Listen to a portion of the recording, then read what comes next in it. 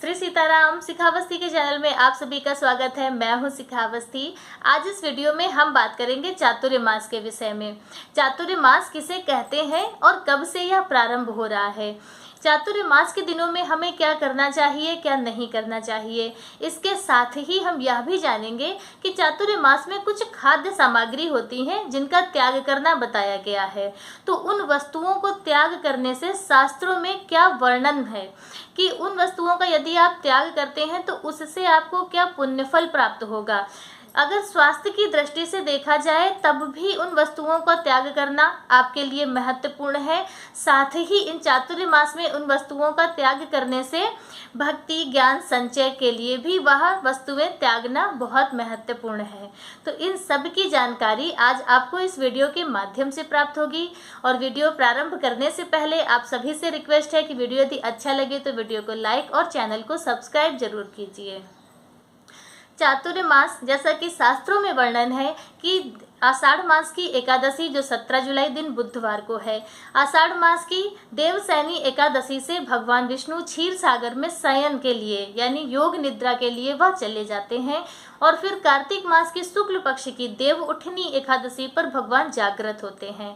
तो आषाढ़ मास से कार्तिक मास के बीच के ये जो 4 महीने होते हैं इन्हें चातुर्य मास कहा जाता है। 4 महीनों का यह समय होता है। कहने का तात्पर्य है वर्षा ऋतु के जो महीने होते हैं इन्हें चातुर्य मास कहते हैं।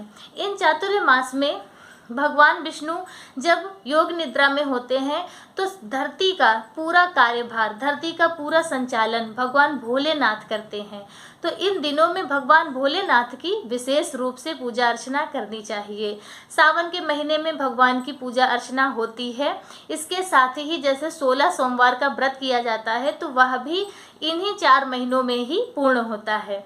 तो इसलिए चातुर्य मास में भगवान विष्णु के योग निद्रा में होने के कारण भगवान अनुपस्थित रहते हैं। तो भगवान के सोने के कारण ऐसी मान्यता है कि जितने भी ग्रह, सूर्य, चंद्रमा और जो देवी देवता होते हैं उनका भी तेज कम रहता है इन दिनों में।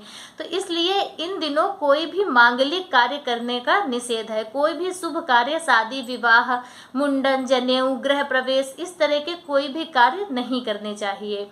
वहीं पर ऐसी भी मान्यता है कि इन 4 महीनों चातुर्य मास के दिनों में सभी तीर्थ, जितने भी पवित्र देव स्थान हैं, सभी व्रजधाम वृंदावन में निवास करते हैं। तो इन दिनों में कोई भी जैसे साधु संत लोग भी हैं वह भी कहीं नहीं जाते हैं। जैसे कि गुरुदेव भगवान लोग हैं, महाराज जी लोग हैं, तो वह भी श्रीधाम वृंदावन में ही निवास करते हैं या जो जहाँ है, जिस स्थान का है वो वहीं पर निवास करता है। कोई भी कहीं कोई यात्रा नहीं करता है। अगर आपको यात्रा करनी है तो सिर्फ और सिर्फ आप ब्रजधाम वृंदावन की कीजिए। और ब्रजधाम वृंदावन की यात्रा चातुर्य मास में करने से आपको सभी तीर्थ स्थानों का पुण्यफल प्राप्त होता है। तो इन चातुर्य मास के दिनों में हमें क्या करना चाहिए, क्या नहीं करना चाहिए। हमने यह जाना कि हमें कोई भी मांगलिक कार्य नहीं करने हैं, लेकिन धार्मिक आध्यात्मिक कार्य हमें ज़्यादा से ज़्यादा खूब करने हैं। अब हम यह जान लेते हैं कि इन चातुर्य मास के नियम क्या होते हैं। चातुर्य मास का नियम है कि बहुत भक्त तो पूरे 4 महीने का व्रत करते हैं और इसके साथ ही कुछ लोग एक समय का व्रत करते हैं कि दिन में एक बार वो इन 4 महीने तक वो दिन में एक बार भोजन करते हैं। बहुत भक्त होते हैं कि 2 दिन के बाद 1 दिन व्रत करते हैं या 2 दिन का व्रत करते हैं, तीसरे दिन भोजन करते हैं, फिर 2 दिन व्रत करते हैं, फिर तीसरे दिन व्रत करते हैं। और इसी तरह 3 दिन का भी नियम लेते हैं। बहुत लोग 4 दिनों का नियम लेते हैं कि 4 दिन व्रत करेंगे, फिर 1 दिन भोजन करेंगे, फिर 4 दिन व्रत करेंगे, फिर 1 दिन भोजन करेंगे। तो यह सब भक्त की आस्था पर, उसकी श्रद्धा पर है कि जो जैसा नियम लेना चाहे वैसा ले सकता है।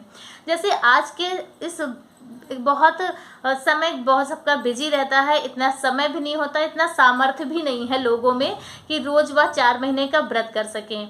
तो इन दिनों में हम गृहस्थी क्या क्या कर सकते हैं, जैसे कि सैया का त्याग है। इन 4 महीनों में भूमि शयन का बहुत बड़ा महत्व है। यदि आप भूमि शयन करते हैं तो उससे आपको बहुत ही पुण्यों की प्राप्ति होती है। तो इन दिनों में भूमि शयन का महत्व है, तेल त्याग करने का महत्व है। इन दिनों में बहुत भक्त तेल का त्याग करते हैं। अब आप कहेंगे कि तेल के बगैर 4 महीने कैसे पूरे होंगे? तो उसमें क्या होता है कि आपको जैसे भोजन, सब्जी इत्यादि बनाने में आप प्रयोग कर लें, लेकिन आप मालिश ना करें। इन 4 महीनों में तेल से मालिश नहीं करनी चाहिए। यदि आप तेल का त्याग करते हैं तो उससे आपको लाभ भी प्राप्त होगा, आगे आप जानेंगे। तो तेल का त्याग करना होता है। जैसे कि एक महीने का भी नियम है। सावन के महीने में पत्तेदार हरी सब्जियों का त्याग करना बताया गया है। भादव के महीने में दही का त्याग करना है। अश्विन के महीने में दूध का त्याग करना होता है और कार्तिक के महीने में दालों का त्याग करना बताया गया है। तो इन वस्तुओं का यदि आप त्याग करते हैं तो स्वास्थ्य की दृष्टि से देखा जाए, आयुर्वेद की दृष्टि से देखा जाए, तो तब भी आपको इन वस्तुओं का त्याग करना बहुत महत्वपूर्ण और लाभकारी होगा। क्योंकि सावन के महीने में जब बरसात होती है तो बरसात के समय में पत्ते वाली जो सब्जियां होती हैं उनमें अधिकांश कीड़े मकोड़े होते हैं। अगर आप अच्छे से साफ सफाई से नहीं उन्हें बना पाए तो आपको बीमार होने के भी चांसेस रहते हैं। तो इसलिए भी स्वास्थ्य की दृष्टि से भी इन वस्तुओं का त्याग करना बहुत लाभकारी होता है। तो आप यह भी नियम ले सकते हैं कि आप सावन के महीने में पत्तेदार सब्जियां ना खाएं और भादव के महीने में आप दही ना खाएं। अश्विन के महीने में घी का त्याग करें और कार्तिक के महीने में दाल का त्याग करें। अब जैसे भादव के महीने में दही का त्याग करना बताया गया है, लेकिन भादव के महीने में भगवान श्री बाल गोपाल लड्डू गोपाल का जन्मदिन भी होता है, जन्माष्टमी का त्यौहार होता है, राधाष्टमी का त्यौहार होता है, श्री वामन भगवान का भी प्राकोत्सव इसी महीने में होता है। तो इन दिनों में तो चरणामृत प्रसाद लेना तो बहुत ही खास होता है। तो आप जैसे प्रसाद के रूप में किसी भी वस्तु को प्रयोग कर सकते हैं, उसमें कोई मनाही नहीं है। अलग से ना लें, जैसे कि दही, आप सिर्फ दही अपने भोजन में शामिल ना करें, या प्रसाद में पंचामृत इत्यादि है वह आप आराम से खूब ले सकते हैं, उसकी कोई मनाही नहीं है। तो इसी तरह प्रसाद में या पूजा इत्यादि में कोई चीज़ प्रयोग हो रही है तब आप उसे कर सकते हैं। ऐसे कम से कम जहाँ तक हो सके आप उसका सेवन ना करें। तो आप इस तरह का भी नियम इन चातुर्य मास में ले सकते हैं। देखिए, चातुर्य मास में हम जो भी पुण्य कर्म करेंगे या हम जो भी पाप कर्म करेंगे उसका हमें 4 गुना पुण्य फल प्राप्त होगा। यदि आप चोरी करते हैं, झूठ बोलते हैं, किसी दूसरे की उन्नति होती है तो उससे आपको ईर्ष्या हो रही है, इस तरह के भाव आ रहे हैं, तो इनका भी आपको 4 गुना इनका भी आपको 4 गुना इसका फल प्राप्त होगा। यदि आप एक वस्तु की चोरी करते हैं तो आपको 4 वस्तुओं की चोरी का फल मिलेगा। और वहीं आप धर्म कार्य करते हैं, पुण्य के कर्म करते हैं, तो उसमें आपको 4 गुना पुण्य फल प्राप्त होगा। एक दिन का यदि आप व्रत करते हैं तो आपको 4 दिनों का व्रत करने का पुण्य फल प्राप्त होगा। तो इन चातुर्य मास में बहुत अच्छे दिन हैं, बहुत शुभ दिन हैं। किसी तरह के शादी विवाह कामकाज भी नहीं होते हैं कि हम लोगों को कहीं जाना पड़े और हमारे नियम टूटे भंग हों।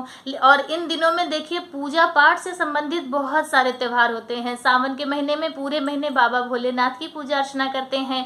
भादव के महीने में तो बाल गोपाल लड्डू गोपाल की, राधा अष्टमी, बहुत सारे त्यौहार भादव के महीने में होते हैं। बलराम जी का जन्मदिन भी भादव के महीने में होता है।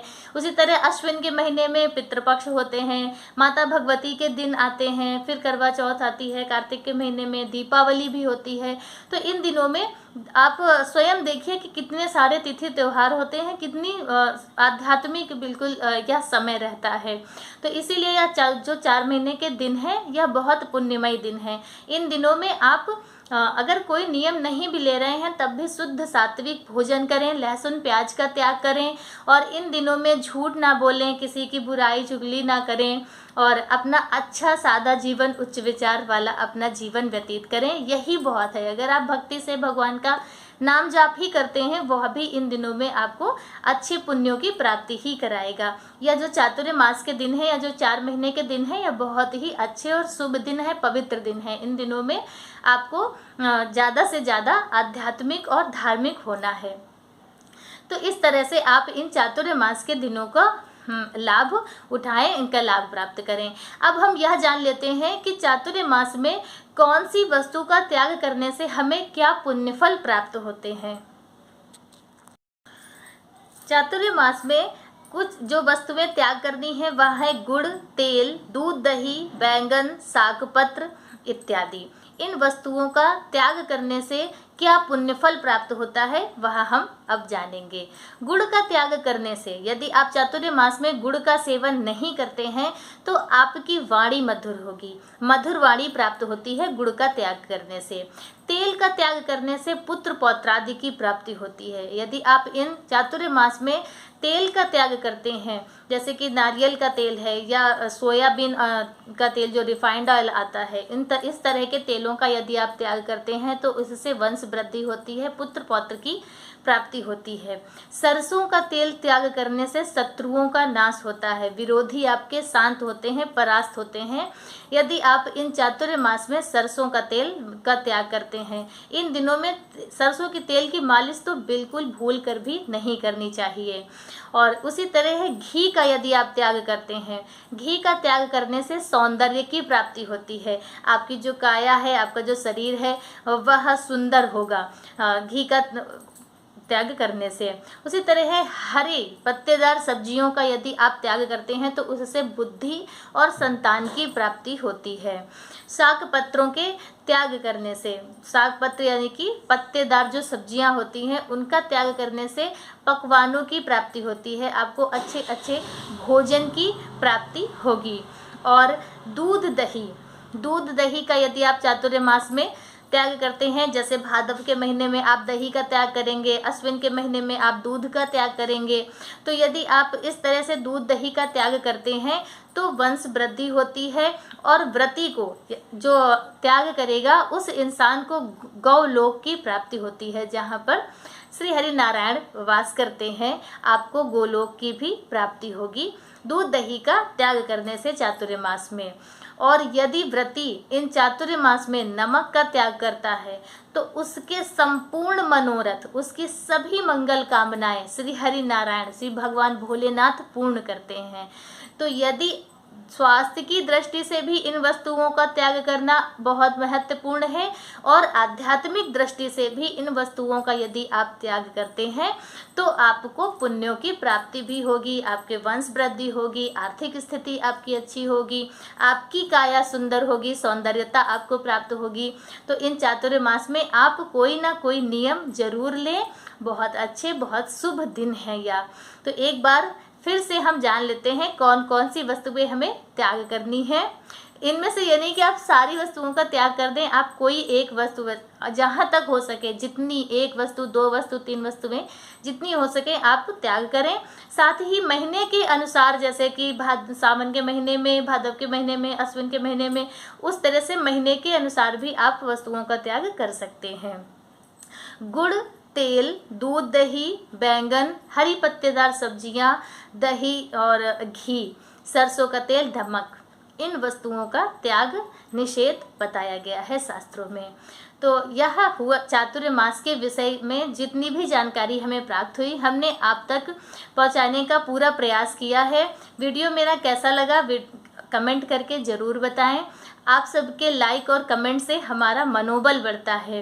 एक यही साधन होता है जानने का कि हाँ, जैसे आपने कमेंट किया, हमने पढ़ा, तभी हमें महसूस होता है, पता चलता है कि नहीं, हाँ आप मेरा वीडियो देख रहे हैं। तो इसलिए कमेंट ज़रूर किया कीजिए। आप कुछ नहीं, भगवान का नाम ही लिखिए, ओम नमो नारायण ही लिखिए, श्री सीताराम ही लिखिए। तो इस तरह लिखिए ज़रूर। मिलते हैं दूसरे वीडियो में किसी दूसरी जानकारी के साथ। तब तक के लिए श्री सीताराम।